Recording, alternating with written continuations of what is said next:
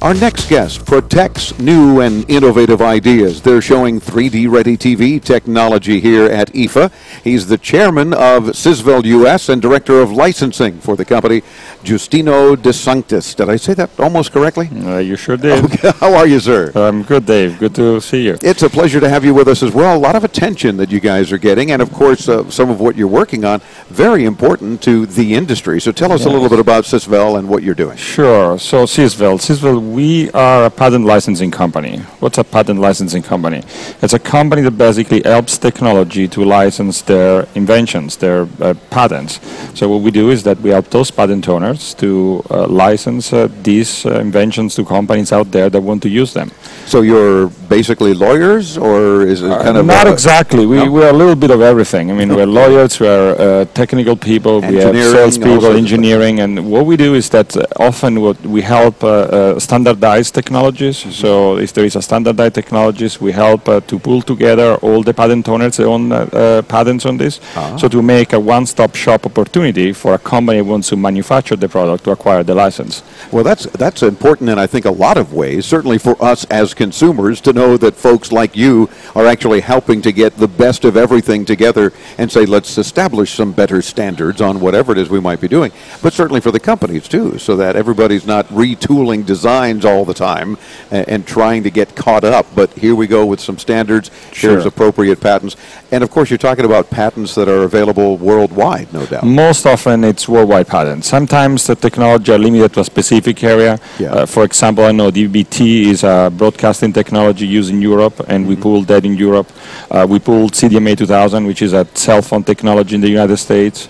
Or we do MPEG audio, so MP3s, for example, our technology is available for that patents, and that's worldwide. Okay, so that's among the things that you work Absolutely. with. Absolutely. And what are you doing here at IFA as it relates to 3D TV? Because that's what's getting a lot of attention. It sure is. So another thing that we do, we have a company called Sisvel Technology. The Sisvel Technology is a company that helps on the technical side. So we have some R&D development there, help us understand products that are out there to see whether they're using patents, not using patents. And he's also helping new startups to bring their technology to the eyes of the big companies and the public here.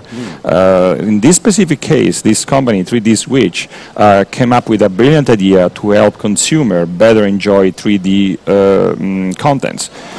You have seen a lot of emphasis on 3D here at IFA, I'm sure. And every time you go, you see the technology used by that company. What is not so clear for the consumer is that there are many different technologies out there on how to make 3D. So if tomorrow, when they start launching 3D contents, which will happen very soon actually, you buy a TV, what you don't know yet is that you will have to switch your TV with your remote control from 2D to 3D, and then depending on how the 3D is broadcasted to you, you might have to change the settings on your TV. So even once you've changed to 3D, there may be additional settings in that correct. category. That's correct. You have to figure out what the source is. That's correct. That's because there's so much attention on it. There is not a one unified standard. There are many different standards, and so people will have to play with the remote control. And that's where 3D Ready comes in. So the idea that these folks had was to say, well, it's annoying for a consumer to really have to switch. You want to enjoy the content. Yeah. And so what this technology does is that recognize for you whether it's a 2D or a 3D content, and automatically switches to 3D. The TV settings are switched to 3D, and then it goes into that and decides which is out of the many signals is coming in, and automatically uses the setting to detect that specific signal. Very cool. So in other words, another way to put it might be, as I understand it, for many in our audience, in the past several years looking for HD TV ready or HD ready TVs, now they're going to look for 3D ready TVs. Because the HD is obvious, we're going to certainly have that. So now 3D ready TVs, and it'll be this standard that you're talking about. Yeah, there would be a significant advance in this sense to make it the consumer life much easier. Because so if you switch from channel 3 to channel 4 and channel 4 is 3D, you don't have to additionally change some other settings, but the TV will do that for you.